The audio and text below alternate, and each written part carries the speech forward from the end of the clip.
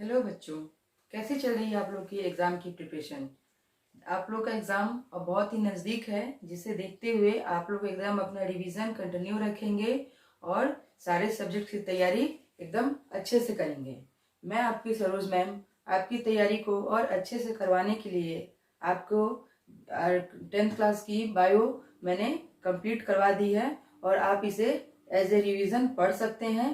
ठीक है, तो आज हम लोग एक चैप्टर हमारा और बचा है आपके क्लास 10th की बायो का, जो कि है हमारा मैनेजमेंट ऑफ नेचुरल रिसोर्सेज। हम लोग उसे भी कंप्लीट कर लेंगे और देन आपके सारे चैप्टर्स कंप्लीट हो जाएंगे और आपकी रिवीजन और अच्छे से हो पाएगी। ठीक है, तो हम लोग आज अपना स्टार्ट करेंगे bio natural resources, management of natural resources. ठीक है, तो मैनेजमेंट ऑफ नेचुरल रिसोर्सेज जो है वो हम लोग पढ़ा था कि और इन्वायरमेंट, हमारा इन्वायरमेंट क्या है। तो इन्वायरमेंट के विषय में हम लोग अच्छे से पढ़ चुके हैं और कैसे हमारा इन्वायरमेंट जो है पॉल्यूटेड हो रहा है, ये भी हमने अपने प्रीवियस चैप्टर में पढ़ा है। और क्लास 9th में हम लोगों ने नेचुरल रिसोर्सेज के बारे में पढ़ा है। आई थिंक अब तो न्यू सिलेबस में नेचुरल रिसोर्सेज चैप्टर हटा दिया गया है, बट हम लोगों ने previous according to previous syllabus वो भी पढ़ा हुआ है कि नेचुरल रिसोर्सेज क्या क्या है, तो और कैसे उनको हम लोग मेंटेन करके रखें। तो हम लोग आज आपने आज के चैप्टर में भी यही पढ़ने वाले हैं कि मैनेजमेंट ऑफ नेचुरल रिसोर्सेज, हमारी जो प्राकृतिक संपदा है, हमारी जो नेचर से हमें जो मिला है उसको हम मैनेज करके कैसे रखें। राइट, तो अब हम अपने आज के इस चैप्टर में क्या क्या टॉपिक्स कवर करने वाले हैं। Why do need manage to our natural resources। अगर हमारी नेचुरल रिसोर्सेज है तो फर्स्ट क्वेश्चन आता है कि उसको हम लोग मैनेज कैसे करें, और हमें अगर हम उसे मैनेज करें तो उसको उसके मैनेजमेंट की हमें नीड क्यों है। What is the need of, why do need to manage our natural resources, हमें अपने नेचुरल रिसोर्सेज को मैनेज करने की क्या नीड है। राइट, देन हम लोग इसमें सेकेंड टॉपिक पढ़ेंगे forest and wild life. Right, और फॉरेस्ट और वाइल्ड लाइफ, फॉरेस्ट से आप लोग क्या समझते हैं, वाइल्ड लाइफ से क्या समझते हैं। फॉरेस्ट हमारे जंगल हो गए और वाइल्ड लाइफ हमारी क्या हो गई, हमारा जंगली जीवन हो गया। जो जंगलों में जो जीवन यापन होता है वो एनिमल्स, कभी कुछ ह्यूमन बींग्स भी होते हैं, तो वो वाइल्ड लाइफ हम लोग पढ़ेंगे। देन वाटर फॉर ऑल, फिर हम लोग वाटर पढ़ेंगे कि पानी सबके लिए है और वो कैसे उसको हम लोग नीट एंड क्लीन रखेंगे, कैसे उसको यूज करेंगे, कैसे उसको स्टोरेज करेंगे। देन वाटर फॉल, और then last is koyla and petroleum, कि कोयल और पेट्रोलियम क्या है। हम लोग इसे 4 पार्ट पढ़ेंगे आज के। ये चारों टॉपिक्स हम लोग कवर करेंगे अपने इस चैप्टर में, मैनेजमेंट ऑफ नेचुरल रिसोर्सेज। तो फर्स्ट ऑफ ऑल डिस्कस करते हैं what is natural resources. Natural resources है क्या। ठीक है, these are the resources that are found in the environment and that develop without the intervention of humans। ये वैसे resources है, ये कौन, ये नेचुरल रिसोर्सेज वैसे रिसोर्सेज है, वैसे संसाधन है जो हमें इन्वायरमेंट से, प्रकृति से डायरेक्टली मिले हैं और उन्हें क्या बिना ह्यूमन के इंटरवेंशन के, कि ह्यूमन का उसमें कोई एफर्ट नहीं लगे, और क्या होता है एंड डेवलप विदाउट, वो डेवलप करे, ह्यूमन उसमें कोई एफर्ट नहीं लगा रहा है। अब हवा है तो हवा में हम लोग क्या एफर्ट लगाएंगे, क्या हम लोग हवा बना सकते हैं, क्या हम लोग पानी बना सकते हैं। ठीक है, तो ऐसी संपदा, ऐसी प्राकृतिक संपदा जिसमें बिना किसी ह्यूमन एफर्ट के उसकी डेवलपमेंट होती रहे, उसे हम लोग नेचुरल रिसोर्सेज कहते हैं। राइट, जैसे सॉइल हो गया हमारा, सॉइल हमारा नेचुरल रिसोर्सेज है। ठीक है, then water, air, koyla and petroleum, forest and wildlife, ये सारे क्या है, हमारे नेचुरल रिसोर्सेज हैं। अब आइए नेचुरल रिसोर्सेज की बात करते हैं, तो हम लोग देखते हैं कि नेचुरल रिसोर्सेज कितने टाइप्स के होते हैं। तो नेचुरल रिसोर्सेज हमारे 2 टाइप्स के होते हैं, रीन्यूएबल एंड नॉन रीन्यूएबल।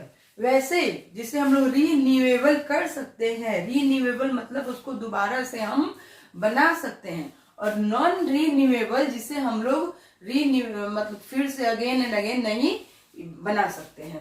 तो रीन्यूएबल में हमारे 2 टाइप्स आते हैं, organic and inorganic. Right, organic में क्या आते हैं हमारे फॉरेस्ट और वाइल्ड लाइफ, और इनऑर्गेनिक में हमारी आ जाती है वाटर एंड एयर। तो ये हम लोग एक एक करके ये सारे पॉइंट्स डिस्कस करेंगे।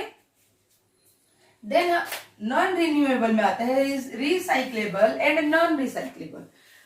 नॉन रिन्यूएबल में दो टाइप्स हो गए, एक तो वो जिसे हम साइक्लेबल कर सकते हैं, यानी फिर उससे उसको अगेन उसके साइकिल को मेंटेन कर सकते हैं, और एक होता है कि जिसका साइकिल को हम मेंटेन नहीं कर सकते हैं। जैसे कि मेटल्स रिसाइक्लेबल हैं, अब मेटल्स है तो उसको रिसाइकिल करके हम लोग फिर मेटल्स में कन्वर्ट कर सकते हैं। बट नॉन रिसाइक्लेबल में हो गया ऑयल एंड नेचुरल गैस। प्राकृतिक गैसेस जो हैं वो क्या होती हैं, वो नॉन रिन्यूएबल होती हैं। उसे हम लोग क्या फिर से रिन्यू कर सकते हैं? नो। ऑयल है उसे क्या हम फिर से रिन्यू कर सकते हैं, रिसाइकिल कर सकते हैं? नो। तो ये हो गए हमारे नॉन रिसाइक्लेबल। तो ये हम लोगों ने नेचुरल रिसोर्सेज का हमारा ओवरव्यू था। ओके, नेचुरल रिसोर्सेज को जैसे जैसे हम लोग यूज करते हैं, जैसे जैसे उसको हम लोग यूटिलाइज करते हैं, और हमारे नेचुरल रिसोर्सेज को हम लोग कैसे मैनेज करके रखें, इसके लिए 5 बेसिक्स थिंग्स है कि we have come across to 5 hours. ये 5 आवर्स क्या है? अगर इन 5 आवर्स को हम फॉलो करते हैं, ठीक है, ये 5 आवर्स अगर हम फॉलो करते हैं तो हम क्या करते हैं, अपने इन्वायरमेंट को, अपने नेचुरल रिसोर्सेज को हम लोग सेफ रख सकते हैं और उसे हम सेव कर सकते हैं, राइट। तो देन वो 5 आवर्स हम लोग देखते हैं क्या है, रिफ्यूज। रिफ्यूज मतलब किसी को इनकार कर देना, सिंपल सा वर्ड है। तो ये क्या होता है कि it means to refuse to accept the goods that you not required, यानी कि कोई भी वैसी चीज, गुड्स, कोई भी वैसा सामान जिसकी आपको नीड नहीं है उसे रिफ्यूज कीजिए। आई हैव नॉट एक्सेप्टेड, उसको आप यूज ही नहीं है तो आप उसे लेके क्या कीजिएगा, वो एक वेस्ट मटेरियल की तरह ही रहेगा आपके पास। Refuse to accept the plastic bags. जब आप लोग कभी भी मार्केट जाएं, कहीं जाएं आप लोग, तो सब्जी लेना होगा, कपड़ा लेना हो या कोई भी एनीथिंग, तो आप लोग वहां पे प्लास्टिक बैग्स को रिफ्यूज कीजिए कि प्लास्टिक बैग में सामान नहीं दीजिए। तो धीरे धीरे क्या होगा कि जब प्लास्टिक बैग्स का चलन इतना क्यों है, क्योंकि हम लोग ले लेते हैं, हम लोग कहीं भी जाते हैं सब्जी वाले के पास या फिर कपड़े के पास या फिर शूज लेना है, सॉक्स लेना हो, कुछ भी लेना हो हमें, तो हम जहां जाते हैं हम एक प्लास्टिक बैग में हमारा सामान डाल के दे दिया जाता है। तो अगर हम लोग, हम कस्टमर, अगर हम ह्यूमन बींग्स, हम लोकल पीपल, अगर उस चीज को हम लोग अवॉइड करने लगे, रिफ्यूज करने लगे कि नहीं वी कांट टेक इट, हम लोग ये बैग, प्लास्टिक बैग्स एक्सेप्ट नहीं करेंगे, तो क्या होगा कि धीरे धीरे ये मार्केट से क्या है, प्लास्टिक बैग्स बंद हो जाएंगे, ठीक है। तो इसके लिए सबसे पहले एक्टिव किसे होना पड़ेगा, हम ह्यूमन बींग्स को ही होना पड़ेगा।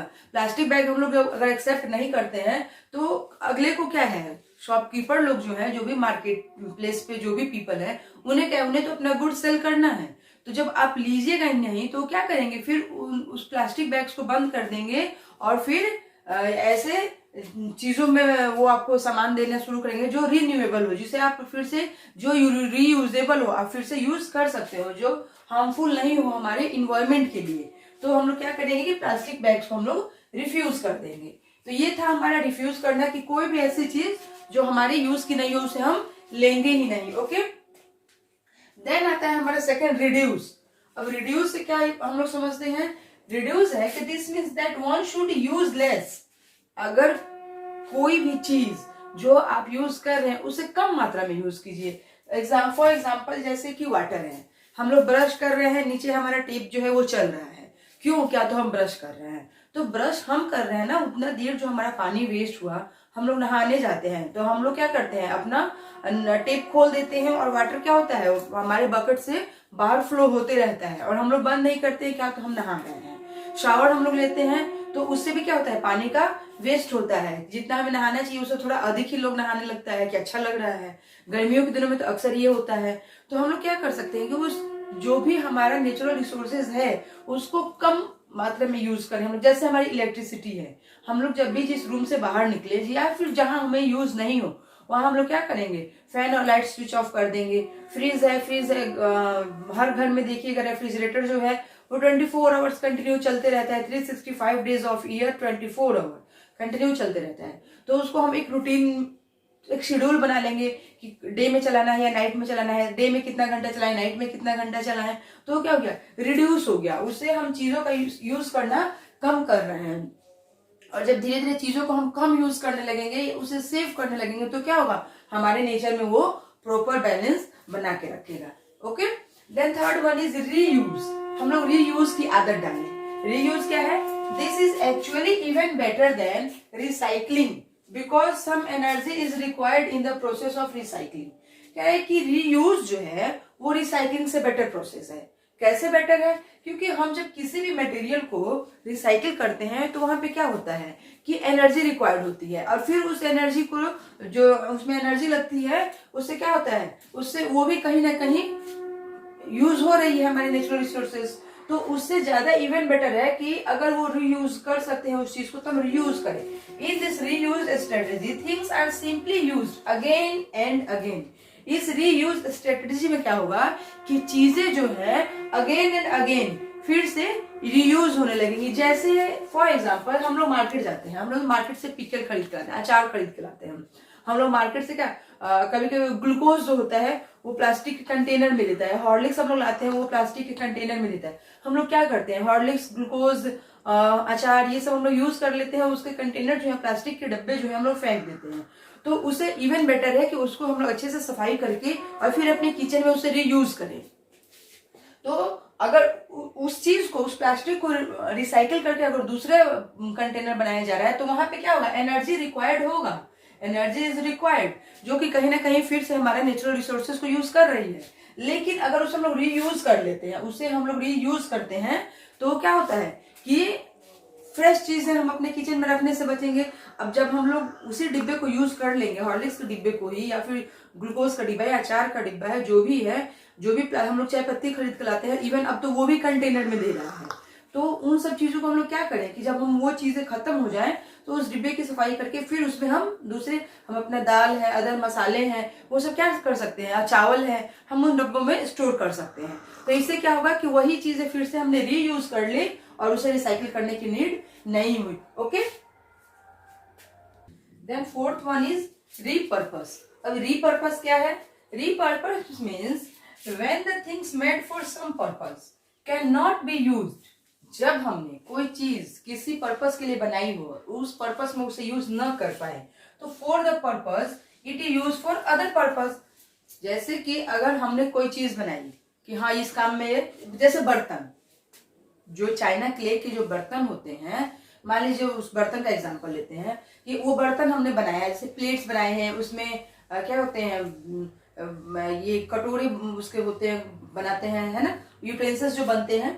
तो या फिर मिट्टी के बर्तन, जैसे मिट्टी का घड़ा आता है, मिट्टी का कटोरा आता है, तो ये सब चीजें जो बनती हैं, तो मान लीजिए कि उसका यूज नहीं है हमें, ठीक है, तो अगर यूज नहीं है तो हम लोग क्या कर सकते हैं कि उसमें पोटेड प्लांट कर सकते हैं, उसमें छोटे छोटे प्लांट्स हम लोग लगा सकते हैं, उसमें छोटे छोटे फ्लावर्स लगा सकते हैं। ओके, उसमें हम लोग क्या कर सकते हैं, अपने किचन गार्डन की जो चीजें हैं वो लगा सकते हैं।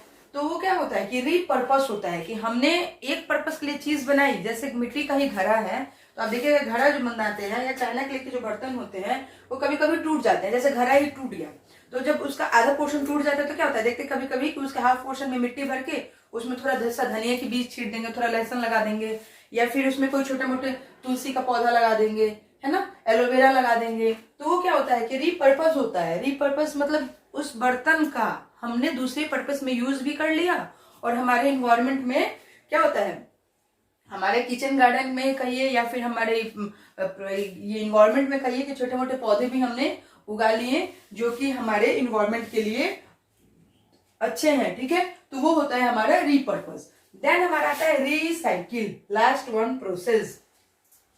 Recycle means that one should collect plastic, paper, glass and metal items and recycle these materials to make required things instead of synthesizing fresh plastic, paper, glass और metal। कह रहा है कि कभी कभी देखिएगा कबाड़ी वाला जो आता है, घूमता है मोहल्ले में, या कभी को देखिएगा छोटे छोटे बच्चे या बड़े लोग भी क्या करते हैं, पीठ पे एक थैला लेके और जितने भी हमारे जो वेस्ट फेंके हुए होते हैं वो क्या करते हैं, उसमें से प्लास्टिक के पेपर चुनते हैं, उसमें से मेटल्स के कुछ उनको कुछ चीजें मिल जाए या फिर कुछ अदर चीज मतलब उनके यूज की जो भी हो, वो क्या करते हैं उन सब चीजों को चुन के ले जाते हैं। या कबाड़ी वाला ही आता है तो हम अपने घर का कबाड़ क्या करते हैं, उसे बेच देते हैं या प्लास्टिक के डिब्बे, कॉपी, किताब, पेपर, इवन न्यूज़पेपर्स भी होते हैं हमारे, कॉपीज वगैरह भी होती है, बुक्स भी होती हैं। तो वो क्या करते हैं कि वो उसे ले जाते हैं और उन आइटम्स को रिसाइकिल करते हैं, ठीक है, और रिसाइकिल करते हैं और रिसाइकिल करके फिर उससे फ्रेश प्लास्टिक बनाते हैं, फ्रेश पेपर बनाते हैं, फ्रेश ग्लास बनता है, फ्रेश मेटल बनता है। तो ये होता है हमारा रिसाइकलिंग का प्रोसेस, कि पुरानी चीजों को जो वेस्ट हो चुकी हैं उसको नई फिर रिसाइकिल करके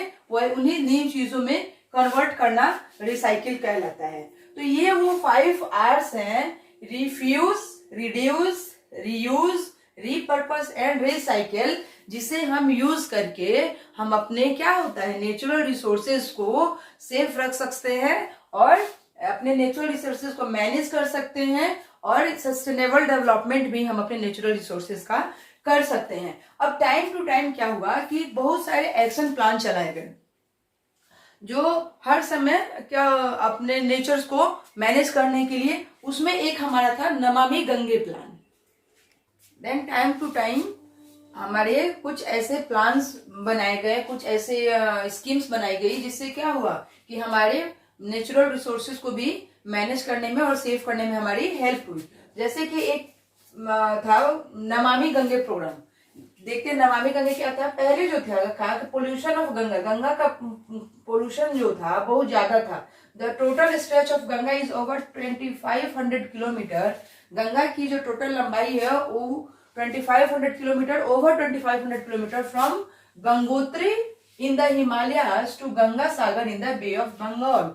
गंगा नदी कहाँ से निकलती है? गंगोत्री से, जो कि हिमालय में है, और कहाँ जाके गिरती है? गंगा सागर में, जो कि बे ऑफ बंगाल में है। तो ये गंगा जो थी हमारी एक होली रिवर थी है। गंगा जो है हमारी एक होली रिवर है, एक पवित्र नदी है जिसे लोग पूजते भी हैं, ठीक है।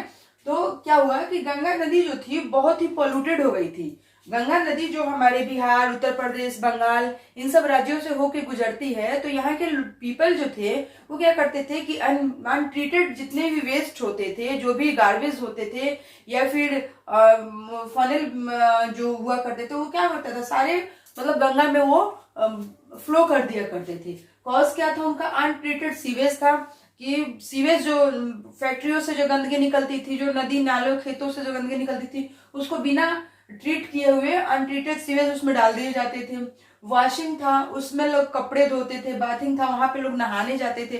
तो वॉशिंग और बाथिंग में जो डिटर्जेंट, जो सोप यूज हुआ करते थे, उससे क्या होती है हमारी गंगा पोल्यूटेड हो रही थी। इंडस्ट्रियल वेस्ट थे, फैक्ट्रियों से जो भी वेस्ट निकलते थे वो क्या होता था, उसे लोग कहीं और उसको ट्रीटेड नहीं करते थे, अनट्रीटेड वे में ही उसे गंगा में बहा दिया करते थे। एग्रीकल्चरल वेस्ट भी होते थे, वो भी, उससे भी क्या होता था हमारा गंगा पोल्यूशन ज्यादा हो रहा था। देन क्या हुआ कि नमामि गंगे प्रोग्राम लॉन्च किया गया इन जून 2014 में। नमामि गंगे प्रोग्राम क्या था कि इसका एम क्या था कि to clean and rejuvenate Ganga, Ganga को साफ रखना और स्वच्छ रखना। To clean and rejuvenate Ganga, Ganga की सफाई के लिए एक प्रोग्राम चला जिसे नमामि गंगे प्रोग्राम नाम दिया गया। देन क्या हुआ कि उसके लिए national mission for the clean Ganga, Ganga इतनी क्या कहते हैं इतनी ज्यादा पोल्यूटेड हो गई, उसके लिए राष्ट्रीय स्तर पे नेशनल मिशन भी चलाना पड़ा अक्टूबर 2016 में। देन इसके बाद हमारी गंगा क्या हो गई, हमारी गंगा साफ हो गई और ये जो पोल्यूशन, जो कॉज ऑफ पोल्यूशन थे, इन्हें भी रोका गया। और आगे जाके क्या हुआ, इसी तरह से टाइम टू टाइम हमेशा कोई ना कोई एक्शन प्लान चलते रहा और हमारे नेचुरल रिसोर्सेज को सेव करने के लिए इम्प्लीमेंटेशन होते रहा।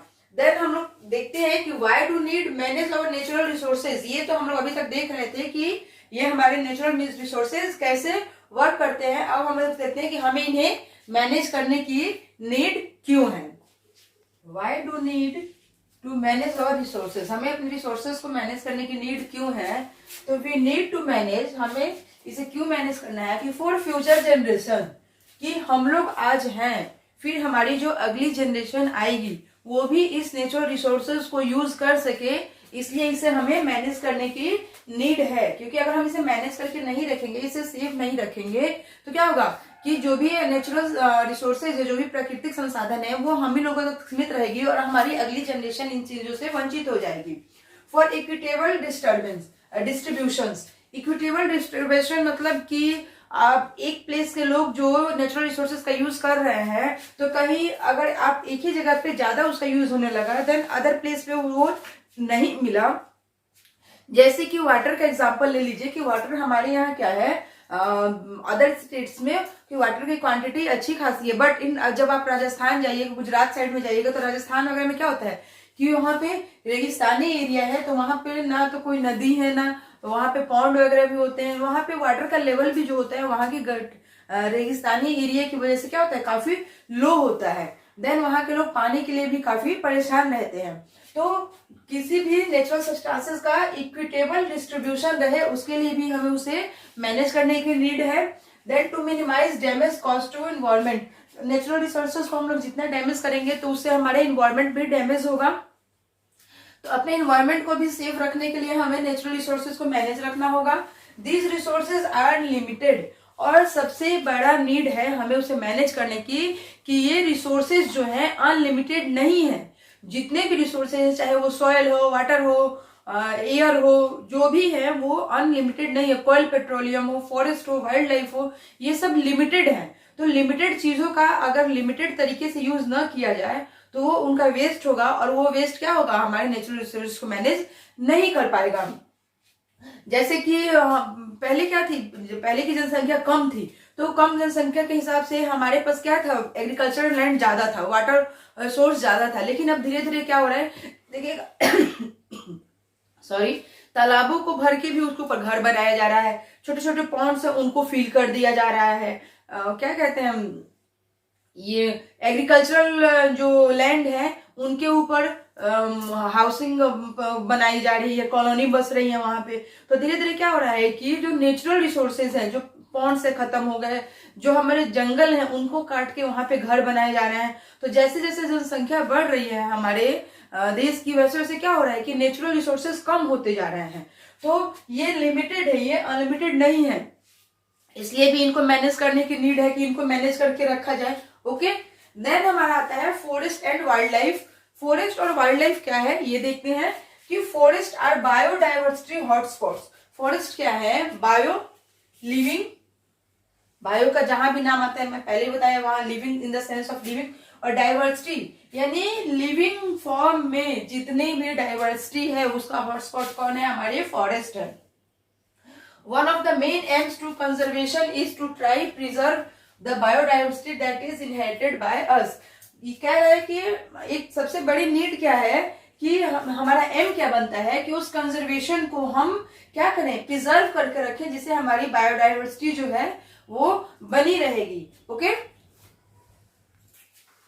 फॉरेस्ट एंड वाइल्ड लाइफ में हमारे स्टेक होल्डर्स आते हैं। स्टेक होल्डर्स ये वो होते हैं जो क्या होता है, डायरेक्टली और इनडायरेक्टली हमारे वाइल्ड लाइफ से रिलेटेड होते हैं। द पीपल हु लिव इन, ये स्टेक होल्डर्स होते हैं वो चार तरह से हो सकते हैं। पहले स्टेक होल्डर में हमारे आते हैं कि लोकल पीपल। लोकल पीपल क्या होते हैं कि who live in around forest are dependent on produce the different aspects of their life. Local people क्या होते हैं कि उनकी लाइफ जो होती है फॉरेस्ट पे फुली डिपेंडेंट होती है, और कैसे, या तो वो अपने रहने के लिए या फिर उनके भोजन के लिए वो लोकल पीपल फॉरेस्ट पे ही डिपेंड है। उनकी लाइफ की हर एस्पेक्ट जो होती है फॉरेस्ट पे ही डिपेंड होती है, वो वहां के लोकल पीपल होते हैं। देन दूसरी हमारी आती है हमारी गवर्नमेंट।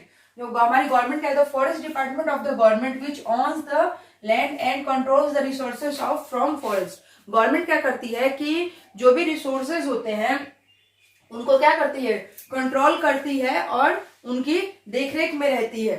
फिर आते हैं हमारे द इंडस्ट्रियलिस्ट। इंडस्ट्रियलिस्ट वो होते हैं कि from those who tendu leaves to make bidis ones paper ones with the paper mills. जो क्या करते हैं इंडस्ट्रियलिस्ट, क्या होते हैं कि अपने इंडस्ट्रियल वर्क के लिए वो क्या करते हैं कि फॉरेस्ट का यूज करते हैं, और वो क्या करते हैं, जैसे फॉर एग्जांपल में तेंदू के जो लीव्स होते हैं, तेंदू की जो पत्तियां होती है, उसे पेपर मिल में ले जाके और वहां उससे क्या बनता है, बीड़ी बनाई जाती है। तो वो किसी एक फॉरेस्ट पे पार्टिकुलरली डिपेंड नहीं होते हैं, इसलिए फॉरेस्ट से उनको भी कोई ज्यादा, उनसे भी ज्यादा हानि नहीं होती है, ठीक है।